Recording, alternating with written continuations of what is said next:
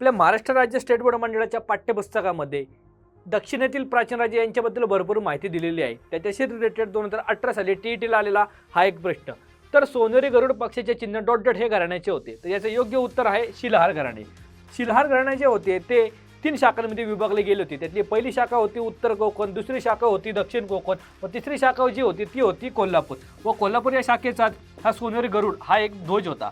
तसेच इतर राज्यांबद्दल जर सांगायचं झालं तर चालुक्य घराणे, चालुक्य घराण्याचा जो संस्थापक होता तो पुलकेशी पहिला। तसंच याची जी राजधानी होती ती होती बदामी, म्हणजेच पूर्वीचे त्याचे नाव वातापी। बदामी सध्या हे कर्नाटकमध्ये स्थित आहे। तसेच पट्टदकलची जी प्रसिद्ध मंदिरे आहेत त्यांची निर्मिती सुद्धा चालुक्य या काळातच झाली।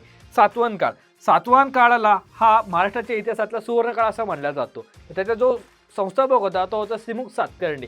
तसेच यांचे जे राजे होते यांच्या नावापुढे ते आपल्या आईचं नाव लावायचे। फॉर एक्झाम्पल गौतमीपुत्र सातकर्णी, गौतमीपुत्र पळुआमी इत्यादी। व यांची जी राजधानी होती ती म्हणजे प्रतिष्ठान, प्रतिष्ठान म्हणजेच सध्याचे आपले पैठण। तसंच याच्यानंतरचे जे राज्य आहे ते म्हणजे वाकाटक, वाकाटक राज्य जे आहे त्याचा जो संस्थापक होता तो होता विंध्यशक्ती व त्याची जी राजधानी होती ती म्हणजे नंदीवर्धन। याच्या राज्याच्या सुद्धा 2 शाखा होत्या। नंदीवर्धन म्हणजे नागपूर जवळील आपलं नगरधन ते म्हणजेच नंदीवर्धन व दुसरी शाखा जी होती ती म्हणजे वत्सगुल्म म्हणजे सध्याचे वाशिम।